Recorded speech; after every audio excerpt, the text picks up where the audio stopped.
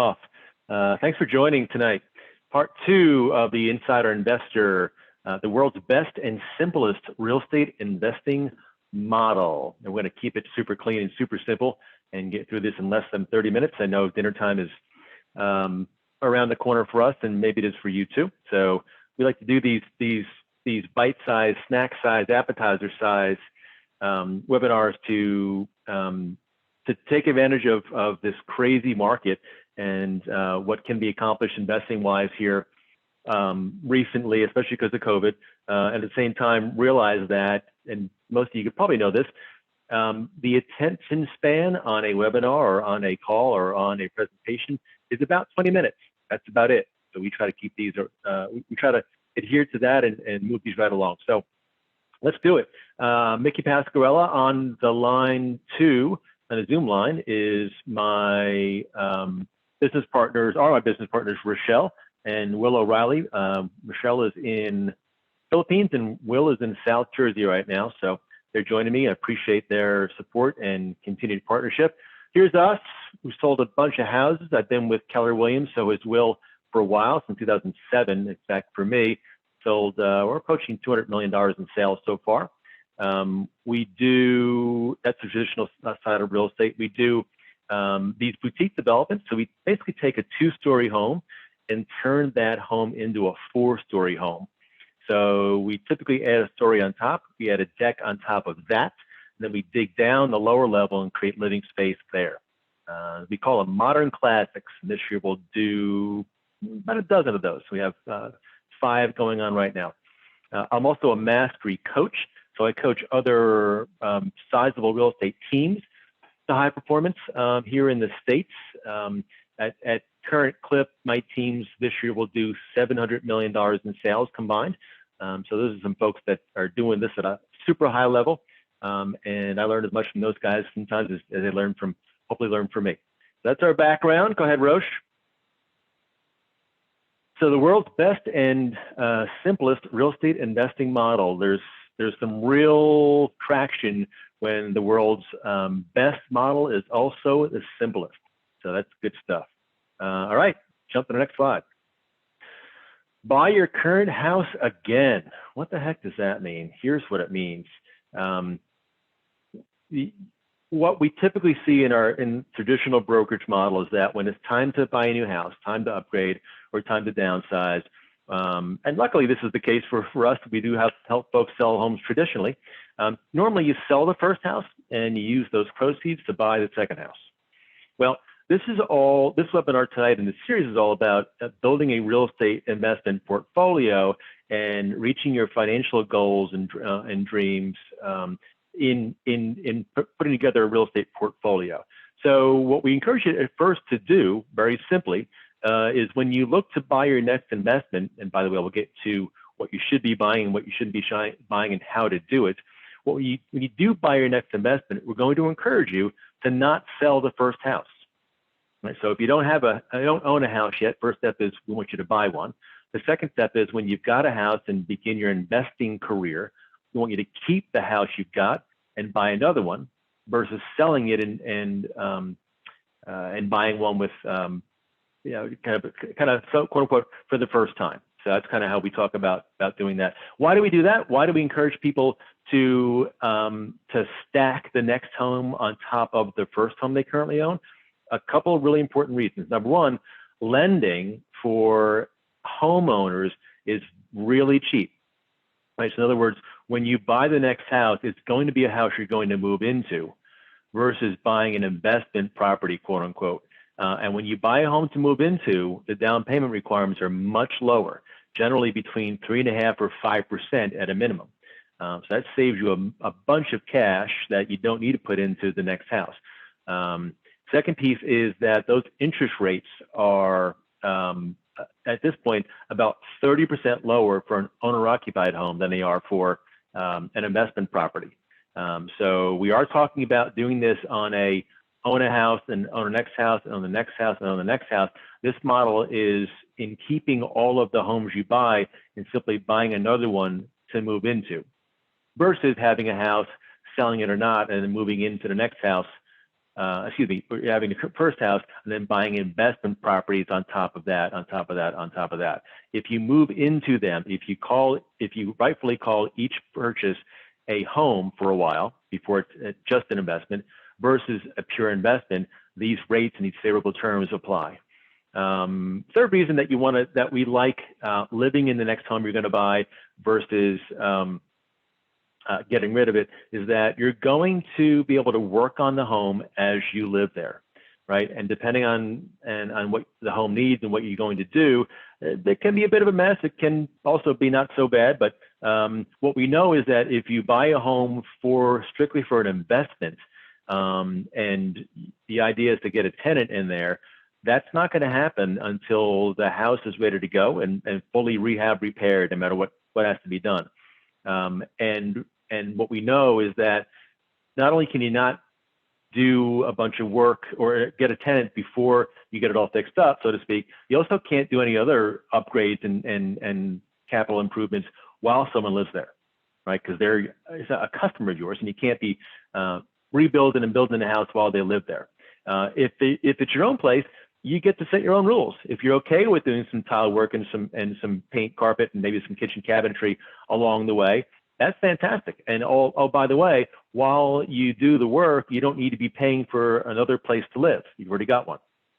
So again, reason to do these owner-occupied, owner-occupied, owner-occupied.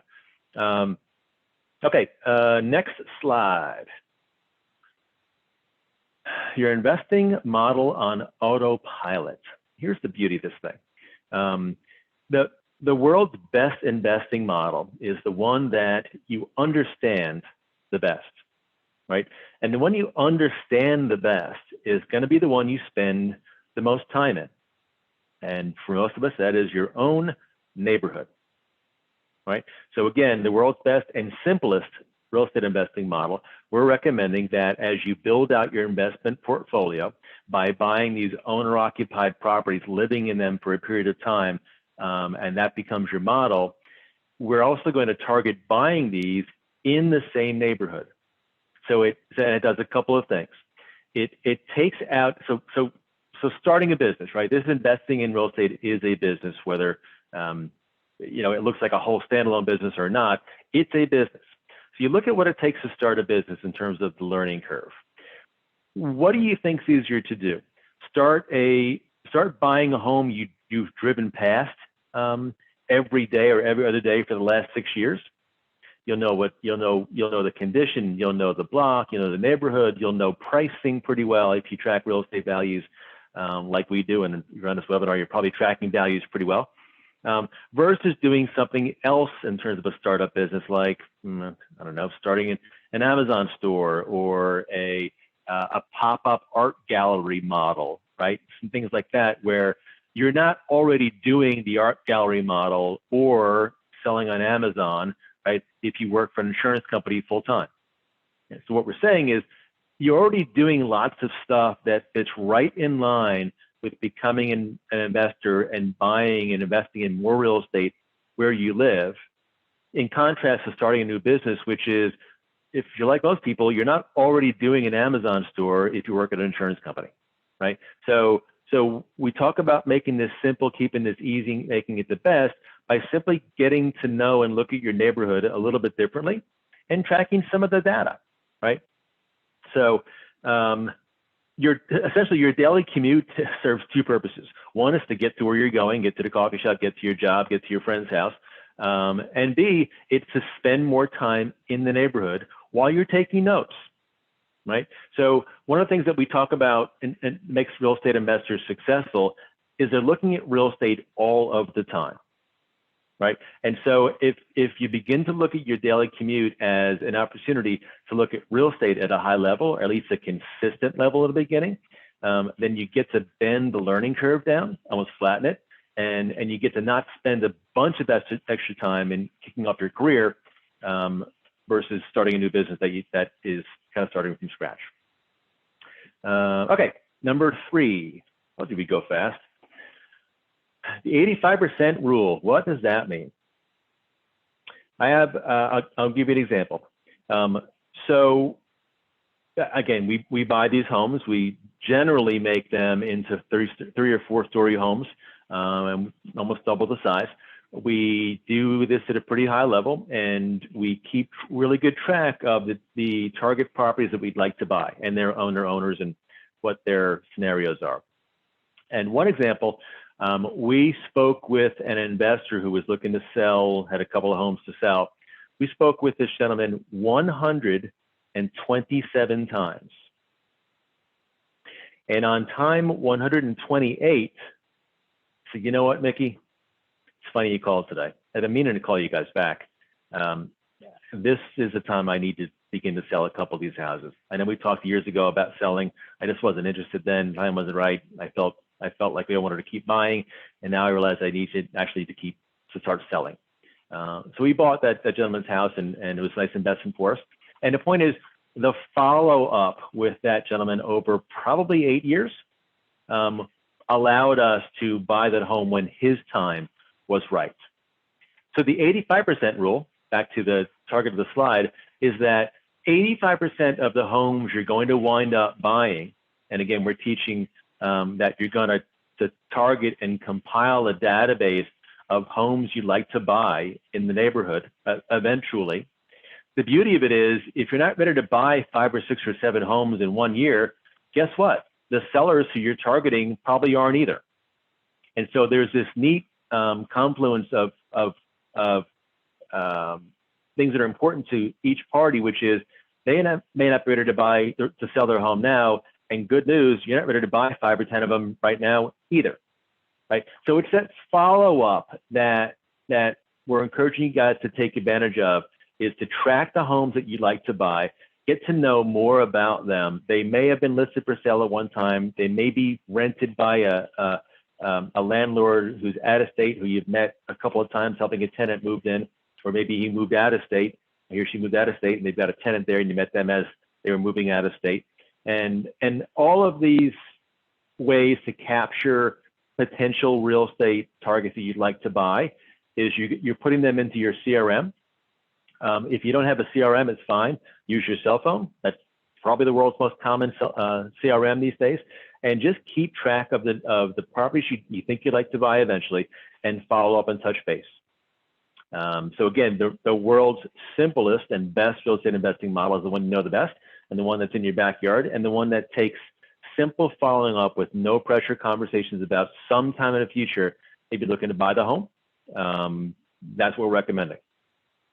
All right, so we actually put together a little, an example of how these investments can perform. And I want to click that, actually have Rochelle click down and show us the 5-year hold example. And by the way, what you're going to see here in just a second is from a website called Bigger Pockets.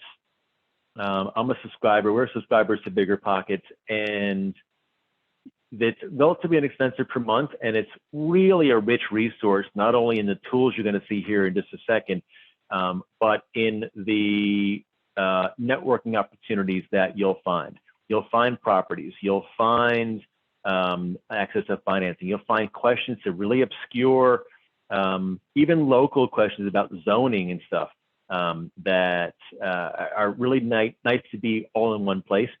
Full disclosure, I don't own Bigger Pockets. I'm a customer, right? So there's no referral fee for talking about this. Bigger Pockets is a really kind of all-inclusive, comprehensive site, both for those looking to get involved in real estate for the very first time, or buy their 10th multifamily building. So good resource there. Okay, go ahead, Roche. Sorry to drag out that. All right, so we had meant to show you a picture of this thing, and if I'm honest, we had a pretty good snafu a half hour ago in loading this last slide. It didn't happen.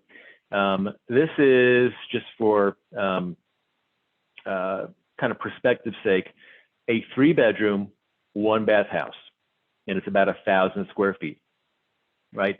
And so the summary of this investment is that over the 5-year window, with all of the both equity gain and rent increases and market valuation, it's almost a 60% return over the 5-year period. And I'm just kind of circling that as you can see it. Not only that, but this property would rent for about $2,100 a month, and all in expenses, including vacancies, are $1,577.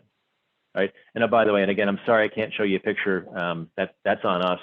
What I will say is the house I'm talking about here is a 5-iron from the house I'm currently broadcasting from. So this is a house that actually currently is for sale, and these numbers are real.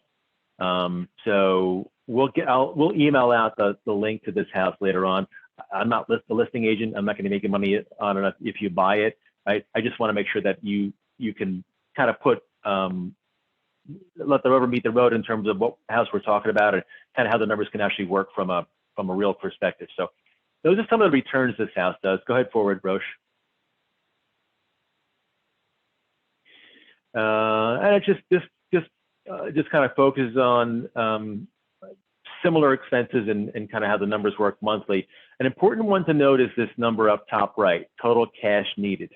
What we did here is we marked a loan that would be a 5% down payment with a $10,000 closing cost allowance. And this is a house that, again, you're going to move into for the time being, right? That's our model here. If you were not going to move into this house and you're going to buy it as an investment property, first of all, the interest rate will go up to 5% or so, up from 3%. So a pretty significant jump up in interest rate and corresponding interest expenses per month. The second thing that'll change drastically is your cash needed. That number will go from $24,000 to over $60,000, right? Comfortably to $70,000, as a matter of fact.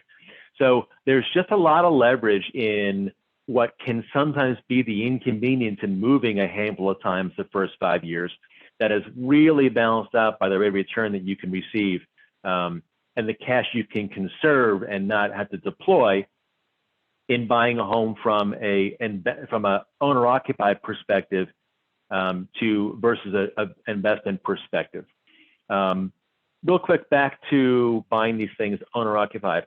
You only have to, I just spoke to my lender friend yesterday, in fact, just to double confirm what I'm broadcasting here tonight, which is if you live in the house you buy through a 6-payment period, then that satisfies the lender's requirement that you've been in a house long enough such that you intended to live there, right? You actually can do it different. If you buy the home and in the first month you say, you know what, I hate this house, right? You can move out and you can sell the house. I don't recommend doing that because it's difficult to prove that you keep buying homes you hate every time, right? So we do definitely want to abide by lending regulations, mortgage regulations. And the fact is that after 6 months that you've been there and made 6 payments, you then are allowed to refinance that home and move out and buy another one, right? You can only have one FHA loan at a time. So you actually have to refinance out of that FHA loan and to get another loan that's so favorable in terms, you have to not have the old loan and FHA loan. Right, so that's how you can buy these as aggressively as every 6 months or so, in having the house you buy next also qualify as an owner-occupied purchase, which gives you those fantastically low interest rate terms and down payment requirements. So really interesting point and probably a pivotal point of this model to understand. So make sure you notate that. All right, any more slides, Roche? Okay, here again, so this, I'm going to call this overkill in terms of how the website Bigger Pockets offers the information in and different flavors and how they mete out the different expenses and show you what you're spending. But another way to break down what you're spending per month, again, the total expenses per month, including allowance for vacancy, is $1,577, and the property, once you get it, once you put it in the condition that we talk about putting it in, and I can help you with that, is over $2,000 a month, right? So from the get-go, when you decide to move out of this home, get a tenant there, and then buy your next home, your next investment, which you'll live in, this property automatically and conservatively is making you $500 a month or so, right? So that's why we're so passionate about this strategy. Yeah, downside, you have to move, right? You're going to move. If you're doing a 5-year hold where you're going to buy one every year, then you're going to have to move every year for 5 years. Maybe not the best strategy to start when you're 45 and get a house full of kids, right? However, if you've got some flexibility in where you live, you've got a roommate situation where he or she is okay with picking up and moving to a new location, this is a thing where you can literally set yourself up for some real wealth, right? And so that's what I wanted to cover tonight. The next time we talk is going to be, go ahead, Roche, is probably my most exciting topic, and it's the BUR method. And what this method allows you to do is instantly create wealth from buying, fixing, and having a house perform to the tune that it almost is infinitely scalable, because when you get done with the method, unlike the method I just showed you, I mean, this is kind of next level stuff. The method I just showed you, where you're committing a $24,000 down payment and closing cost allowance. In this method, whatever down payment money you're required to use, you're getting that back when you're done. So you'll need some cash to use to acquire the investment and have it perform. Once it's doing that and you BUR it, so to speak, and I'll explain what that means next class, you get that cash back, and you should, if you do it right, be in that next investment for zero money, zero cash. And the numbers on the backside are similar. So we're going to expect to have some cash flow from day one. So that's the BUR method. I'm super, super excited about it. And I told you we would end on time. This is a 25-minute webinar. You're welcome for my brevity. Any questions? I have some participants down. I'll click, and you guys can type those into the chat if you have any questions, or into the Q&A, actually, if you have any questions. I already answered a couple before. Will want to know the best part of real estate. I nailed that one. Any questions, you guys, on the stuff we covered tonight? We will send you out the address and details on this property. And if you're jotting down, it's actually 1812 South Juniper Street. And again, it's a 5-iron meaning a stone's throw from where I sit. The numbers I put in are real, and so it's a pretty remarkable investment. You know what? I take that back. It's not remarkable. It's pretty normal. It's pretty vanilla. The magic is in doing this strategy we laid out tonight with really, really, really inexpensive money, inexpensive debt, inexpensive mortgages, and a pretty fantastic mortgage market, and very low down payment. So that's why that one works. 1812 South Juniper. We will email that out to you just so you've got it, so you could put the slide in that we meant to put in, but got crushed by our internet woes, and we apologize for that. So no more questions, it seems like. Thank you for tuning in tonight. These are hard to get to in terms of a family or just being busy with everything else perspective, and I get it. So thank you for joining. Oh, yeah, I have a question. Question is it tough to find a good tenant? Not any tougher than it used to be, which is to say it's not tough. There's a method for it. There is a screening method for it. There's a marketing method for it. And it's a skill like anything else. And we can help you with that to get a tenant for your property that you invest in. Realtors make a little bit of money on rentals, not too much. Most don't specialize in it, but we definitely can help you find an investment. Yep. You find it difficult to commit to a specific property when you have multiple options that are all similar. I love that question. I'll read it again. Do you find it difficult to commit to a specific property when you have multiple options that are all similar? This is a business that requires the investor to be decisive. And if we work together and you hire us to help you on some of this stuff, whether you engage us at the broker's level or you just ask me to give you some help for free, which I'll do either one. We're going to teach you a very specific set of criteria that once you find a home that meets that set of criteria, you're going to make an offer and you're going to purchase it at your numbers. We're not going to make 4 or 5 or 6 offers at the same time. We're going to make one.